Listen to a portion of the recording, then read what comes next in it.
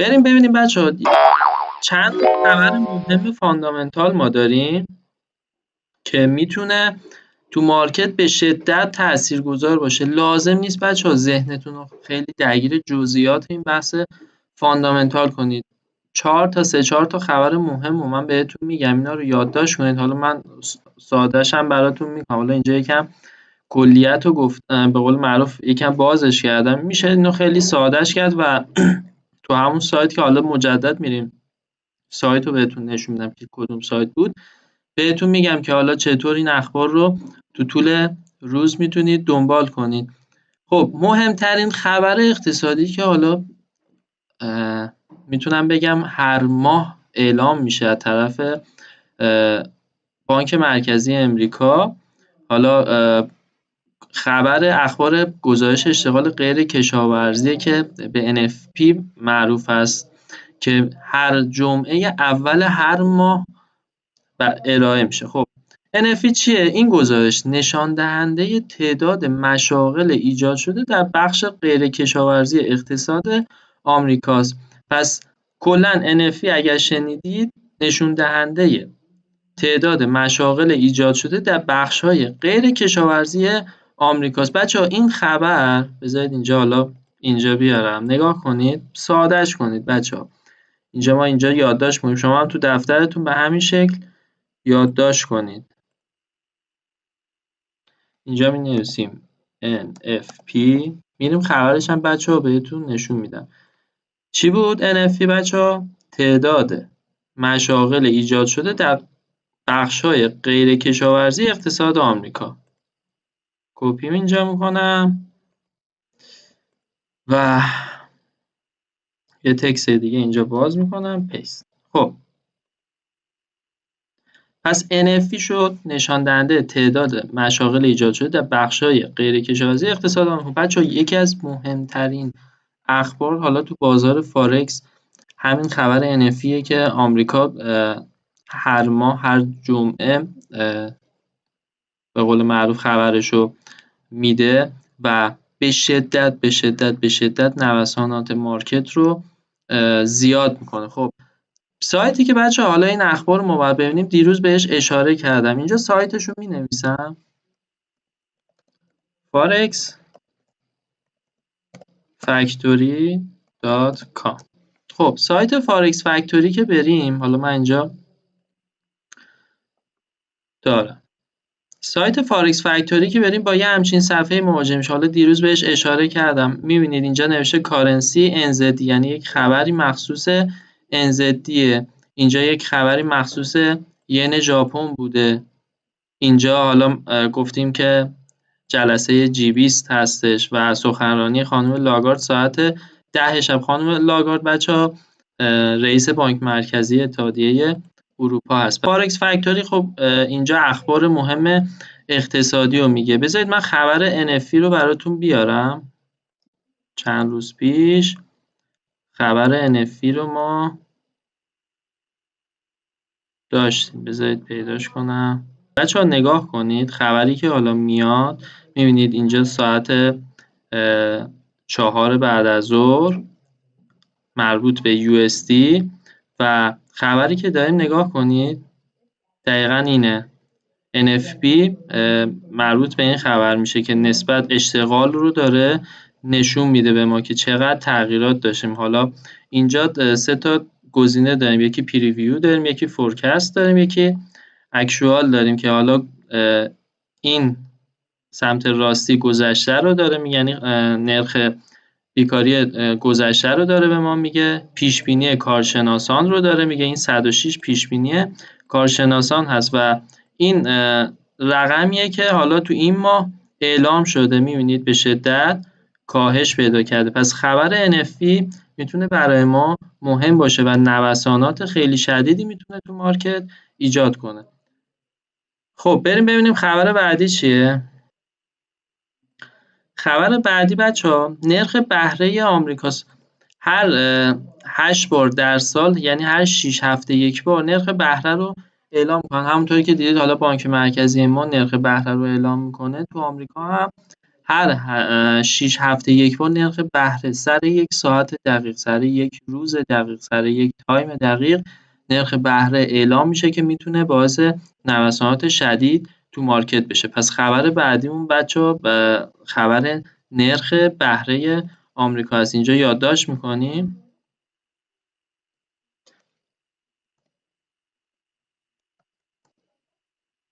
نرخ بهره. پس نرخ بهره آمریکا تو مارکت به شدت تاثیرگذاره و میتونه مارکت رو به شدت تکون بده و نوسانات شدیدی تو مارکت ایجاد کنه. حالا این بحث نرخ بهره بود. تو ایران هم دیدیم حالا رئیس بانک مرکزی میاد اعلام کنه که نرخ بهره 30% شد، 29% شد، حالا 1% کم شد، 1% زیاد شد. بچه‌ها این از بحث نرخ بهره. تاثیرش چیه؟ اعلام تغییرات در نرخ بهره معمولا باعث نوسانات شدید تو مارکت میشه. هرچی بچه‌ها نرخ بهره رو بالاتر ببرن باعث میشه که حالا اون پول میشه بی‌ارزش‌تر میشه. وقتی نرخ بهره بالا میره معمولا طلا رشد قیمتی داره.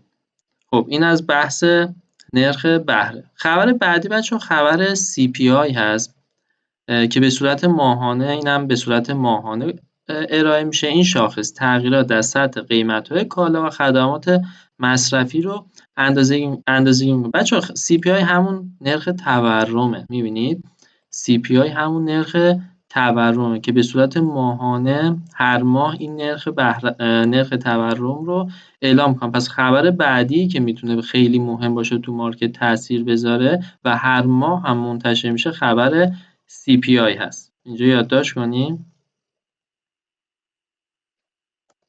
بچه‌ها اینا بیشتر الان بیشتر برای شما جنبه اطلاعات عمومی داره. شاید اوایل کار زیاد به کارتون نیاد، ولی بعد این مدت که به صورت حرفه‌ای تو مارکت فعال میشید حتما باید این اخبار رو دنبال کنید که میتونه به شما تو تصمیم گیریاتون تو معاملاتتون کمک کنه. یه وقت از شما پوزیشن باز دارید، تو سود هستید، میدونید امروز ساعت 4 ساعت 5 نرخ بهره آمریکا میخواد اعلام شه، میخواد CPI اعلام شه. CPI همین تورمی که الان هم خدمتتون عرض میکنم.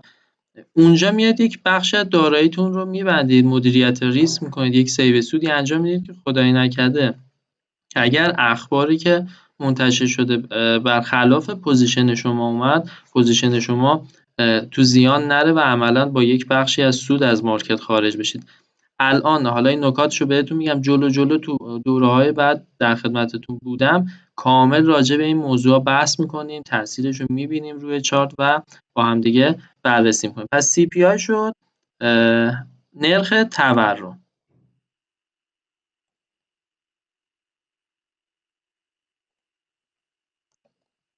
خبر بعدیمون چیه؟ GDP بچه‌ها.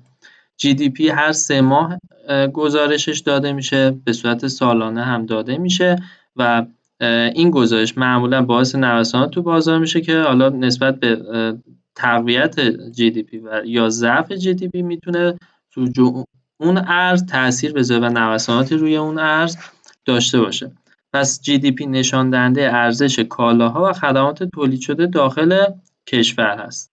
اینجا هم یادداشت کنیم، اونجا بذاریم که بدونید که چی رو باید داشته باشید.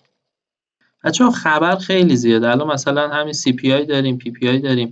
مهمترین اخباری که میتونیم داشته باشیم این چارت خیلی مهمه، خیلی نوسانات شدیدی میتونه تو مارکت داشته باشه. بقیه خبرها هم هستن، تاثیر خودشون رو دارن، نوسانات خودشون رو دارن، ولی این 4 تا خبری که مربوط به اقتصاد آمریکا میشه خیلی میتونه تاثیرگذار باشه تو مارکت و نوسانات به شدت زیادی میتونه داشته باشه. این از حالا بحث فاندامنتال بود. زیاد نمیخوام درگیر جزئیاتش بشم.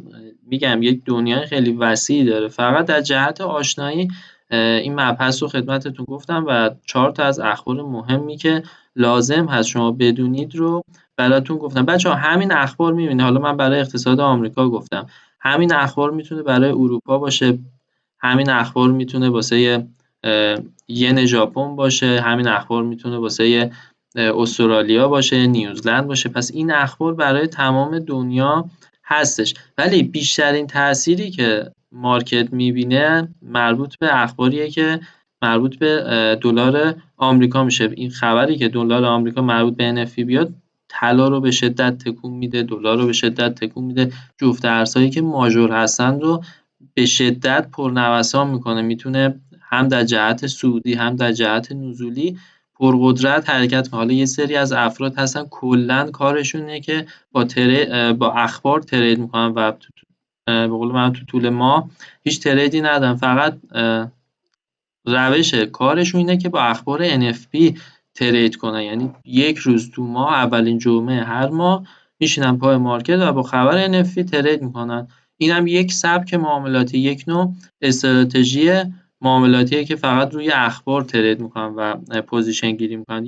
یه خبر روی NFP میگیره، چه سود چه ضرر، دیگه پوزیشن باز نمیکنن تا ماه آینده خبر جدید NFP بیاد، چون انقدر نوساناتش زیاده. اگر به سود برسه سودهای خیلی خوبی بهشون میده. یهو حالا هستن یه سری از افراد تریدهای خبری میزنن، سرمایهشون برای مثال یهو 2 برابر 3 برابر میشه. ولی خب عملا من میتونم بگم خبری که یعنی تریدی که با اخبار انجام بشه، چون اخبار هیچیش معلوم نیست، 50-50 عملا میشه یک حالت قمارگونه. توصیه نمیکنم که با کل دارایی حالا ترید کنید روی اخبار. حالا یه سری از عزیزان هستن با بخشی از داراییشون این ریسک رو میپذیرن و در یک جهت پوزیشنشون رو فعال میکنن، میتونه یا سرمایهشون رو 2-3 برابر کنه یا سرمایهشون رو به کل از بین ببره.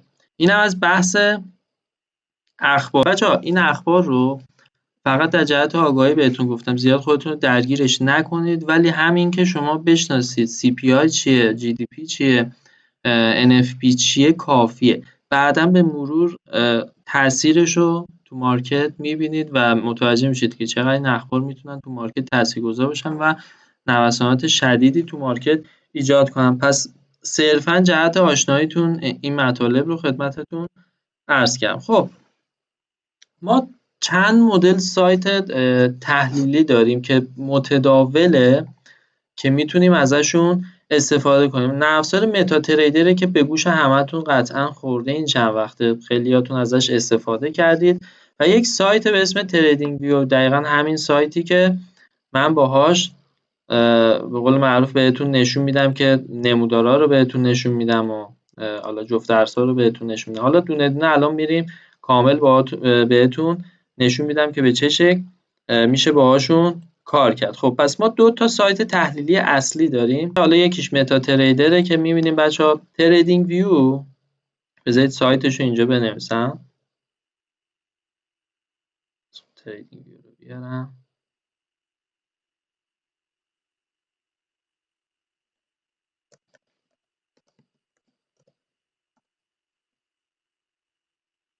بچه‌ها تو مرورگرتون که سرچ کنید تریدینگ ویو، اسمش رو بذارید اینجا براتون بنویسم.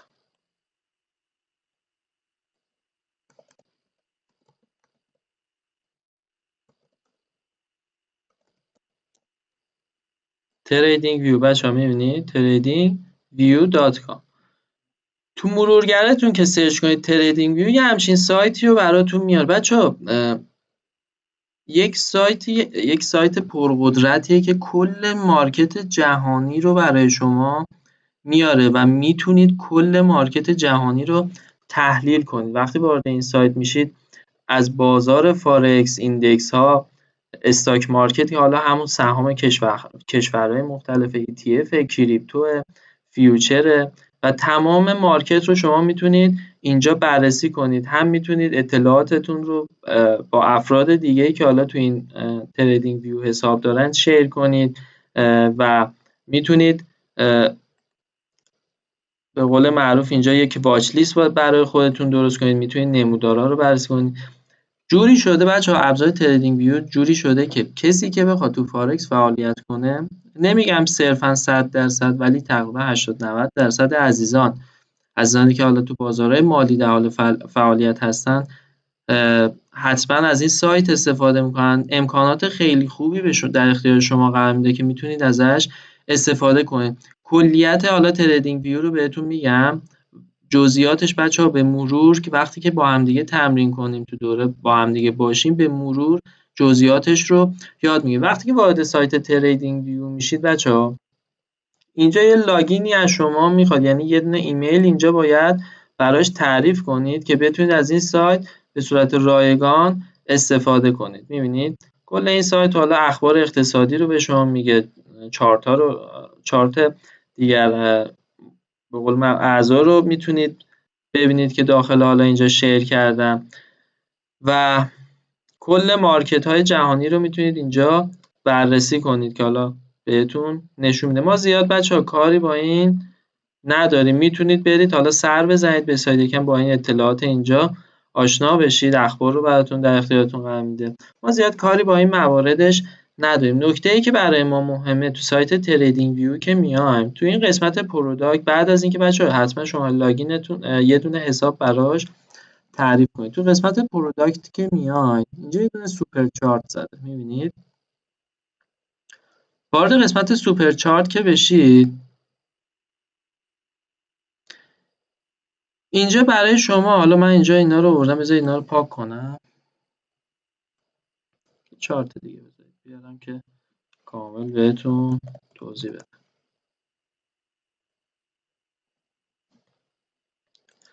برای اولین بار که وارد میشید با یه همچین صفحه مواجه میشید، یه چارتی رو براتون گذاشته، حالا این چارت مربوط به چی هست و الان خدمتتون میگم. یه نوار ابزار این سمت چپ در اختیارتون قرار داده، یه سری ابزارها این گوشه سمت راست براتون قرار داده که میتونید ازش استفاده کنید. پس یه همچین سایت تحلیلی اینجا هست. من نمیخوام بچه الان زیاد باز شم چون یه سری نکات هنوز بهتون نگفتم. پس بحث تریدینگ ویو خیلی قابل استفاده است. به عنوان یک ابزار تحلیلی ما نیازه که برای اینکه بتونیم، چون جزئیات حالا یه سری جزئیات رو شما نمیدونید، من زیاد وارد مبحث تریدینگ ویو نمیشم که حالا جلوتر یه سری نکات رو لازم هست خدمتتون عرض کنم، بعد دونه دونه نکات رو که بهتون گفتم میایم اینجا با همدیگه بررسی میکنیم که چطور از این ابزارها استفاده کنیم. پس اولین سایت که میتونیم به عنوان یک ابزار تحلیل تکنیکال ازش استفاده کنیم تریدینگ ویو که میتونیم مارکت رو توش بررسی کنیم، تحلیل کنیم و توی متا تریدر بریم پوزیشن هامون رو بگیریم. دومین ابزارمون چیه بچه‌ها؟ دومین ابزاری که کاربردی ترین ابزار ما هست بحث متا تریدره که تمام بروکرها این ابزار رو در اختیار شما قرار میدن که بتونید باهاش خرید و فروش انجام بدید، یعنی پوزیشن خرید بگیرید، پوزیشن فروش بگیرید، تحلیل کنید، حالا تایم فریم تغییر بدید. ابزارهای کمکی داره که میتونید ازش استفاده کنید. تمام این ابزار بچه‌ها تریدینگ ویو هم داره، خیلی بیشتر، یعنی امکانات خیلی بیشتری تو تریدینگ ویو به شما ارائه داده میشه. ما معمولا اکثر تریدرها معمولا تو تریدینگ ویو تحلیلاشون رو انجام میدن، میان تو متا تریدر مدیریت سرمایه‌شون انجام میدن، پوزیشن گیری میکنن و خرید و فروششون رو توی متا تریدر انجام میدن. این حالا دو تا ابزار تحلیلی بود که لازم هست شما بدونید و باهاش آشنا بشید. حالا جلوتر بچه‌ها برسیم نحوه خرید و فروش، نحوه استفاده از متا تریدر رو کامل بهتون توضیح میدم که چطور پوزیشن بگیرید، جفت ارزها رو چطور انتخاب کنید و از ابزارهاش به چه شکل استفاده کنید. اینجا بهتون کامل توضیح میدم. احتمالاً بچه‌ها جلسه بعدی تریدینگ ویو رو کامل بهتون بگم، نحوه باز کردن پوزیشن، بستن پوزیشن رو کامل براتون توضیح میدم. اینم از بحث متا تریدری بود که حالا داشتیم. خب بریم نکات اصلی که حالا لازمه هر تریدر بدون، یعنی یکی از نکات پایه‌ای افرادی هست که شروع میکنن به تحلیل کردن تو مارکت، بحث کندل ها هست. برای اینکه بتونیم تو مارکت فعالیت کنیم نیازه که ما کندل ها رو بشناسیم. میبینید بچه ها، حالا من اینجا رو پاک کنم، تمام اینها بچه ها کندل. حالا الان بخشای مختلف یک کندل رو کامل بهتون توضیح میدم و انواع کندل ها رو هم بهتون میگم که حالا اینجا چه نوع کندل هایی داشتیم. خب کندل کلا چه بچه ها؟ کندل در لغت به معنی شمع و کندل استیک به معنای شمعدان. خب زیاد تو به واژه فارسیش ما نمیتونیم اکتفا کنیم، همون کندل از واژه کندل استفاده میکنیم که یکی از انواع نمودارها برای نمایش اطلاعات مربوط به حرکات قیمت بوده که میان معامله‌گران و تحلیلگران بسیار محبوبه. مجموع کندل ها نمودار رو برای ما میسازه. میبینید بچه حالا اینجا الان بهتون میگم، نگاه کنید تمام اینها کندله. میبینید یک کندل، دو کندل، مجموع کندل ها نمودار رو برای ما میسازه که ما میتونیم تو مارکت فعالیت داشته باشیم و پیش بینی کنیم که قراره چه اتفاقهایی تو مارکت بیفته. هر کندل بچه شامل تقریبا میتونم بهتون بگم که 4 تا 5 بخشه. اینجا بذارید براتون بکشم.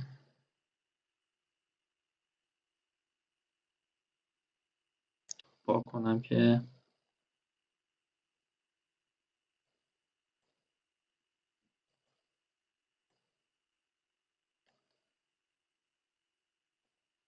یه کندل بکشم که دقیق بهتون بگم هر کندل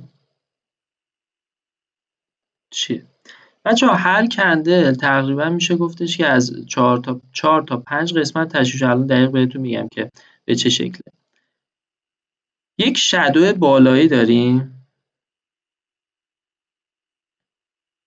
اینجا رو نگاه کنید. حالا کندل نزولی. یک بالاترین قیمت داریم، میبینید نوشته های قیمت که بیشترین قیمت رو داره تو اون کندل به ما نشون میده. یه دونه اوپن کندل داریم.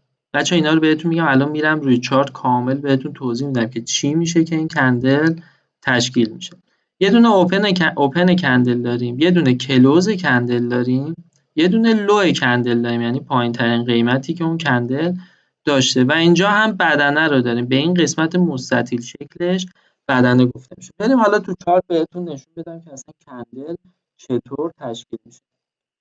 بچه‌ها هر کندل مخصوص هر یک تایم فریمه و هر تایم فریمی کندل مخصوص خودش رو داره. فرض کنید حالا این کندل تایم فریم 1 ساعت است. بهتون میگم تایم فریم چیه.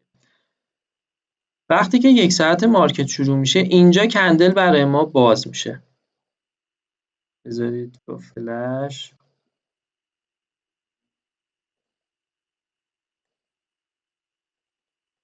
اینجا ابتدای کندل 1 ساعت است. برای مثال خب ساعت الان حدود 7:30 که بشه یه کندل جدید برای ما باز میشه. اینجا اوپن کندلمونه. مارکت شروع میکنه نوسان. اینجا مارکت داره نوسان میکنه. اینجا اوپن کندلمونه. اینجا بذارید بنویسم براتون.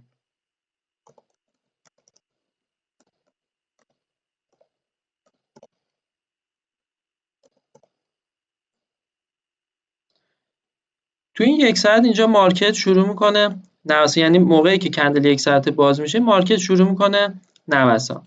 یک حرکت صعودی انجام میده. بعد مارکت شروع میکنه ریزش، یک حرکت ریزشی شدید انجام میده، برمیگرده بالا. ما ساعت این کندل ساعت مثلا 7:30 بوده، اینجا میشه ساعت 8:30. اینجا کندل ما بسته میشه. خب پس اگر اینجا اوپن کندل ما باشه یک حرکت صعودی برای ما زده، به این خطوطی که این بالا و این پایین ایجاد میشه بچه‌ها چی میگن؟ به این خطوط میگن شادو.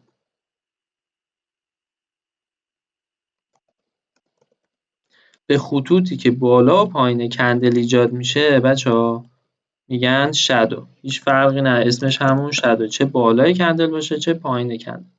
یک شادو برای ما ایجاد کردن، یعنی اینجا اوپن کندلمون بوده، اینجا کندل ما باز شده، یک حرکت صعودی انجام داده که یک شادو برای ما ایجاد کرده، یک ریزش اتفاق افتاده. میبینید تا این انتها اومده یک ریزش اتفاق افتاده، مجدد برگشته بالا و اینجا کندل 1 ساعته ما بسته شده.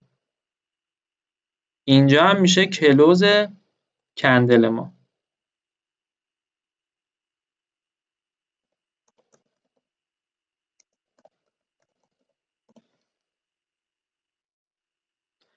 اینجا بالاترین قیمت بوده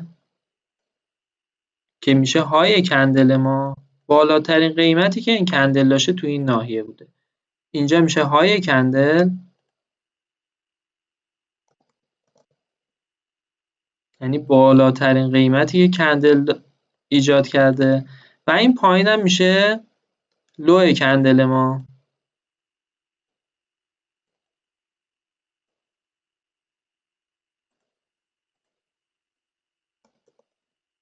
این پایین هم میشه برای ما لو کندل. پس کندل چی شد؟ ما یه دونه اوپن تو کندلمون داریم که میشه تو اینجا. مارکت نوسان میکنه، یک حرکت صعودی برای ما ایجاد کرده تو این ناحیه، یک های قیمتی برایمون ایجاد کرد. از اینجا یک ریزش قیمت داشتیم تا اینجا اومده یک لو قیمتی ایجاد کرد، بعد یک حرکت برگشتی اینجا داشتیم، اومده کندل ما اینجا کلوز کرده. خب این از حالا نحوه تشکیل یک کندل. خب به این قسمت مستطیلی بچه‌ها ما بدنه یا بادی کندل هم میگیم. پس این قسمت مستطیلی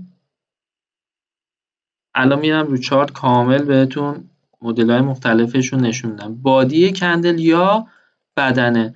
و به این های و لو هم بچه‌ها، به این خطوطی که بالا و پایین کندل ها ایجاد میشه ما میگیم شادو.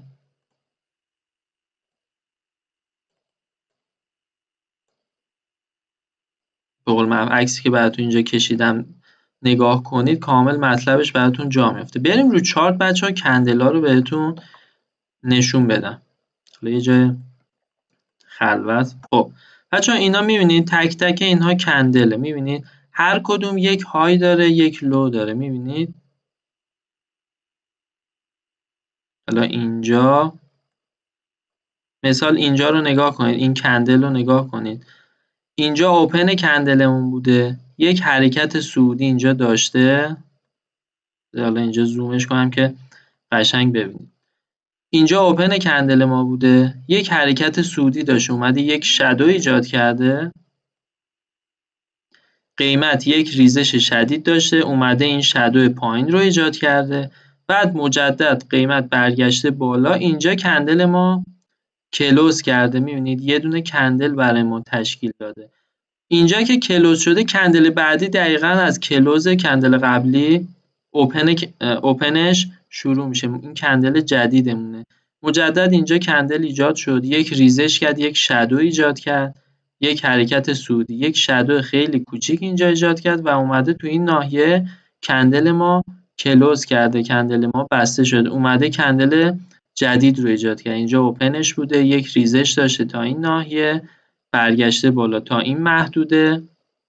می‌بینید تا این محدوده یک شادو خیلی بلند ایجاد کرده، برگشته پایین اینجا کلوز کرده. پس هر کندل تو 4 حالت اوپن، کلوز، های و لو داره و کلا از 2 بخش هم تشکیل شده، بدنه یا بادی و شادوها. می‌بینید تمام کندل ها یه بدنه داده، یک بدنه داره و 2 تا سایه، 2 تا شادو داره، شادو یا سایه. هیچ فرقی نداره، حالا سایه‌اش اصطلاح فارسیشه. بدنه، سایه، بادی، شادو. می‌بینید بادی کندل، شادو کندل، بادی کندل، شادو کندل. می‌بینید بادی کندل، شادو کندل. بچه‌ها هر کندل مخصوص یک تایم فریم معاملاتیه.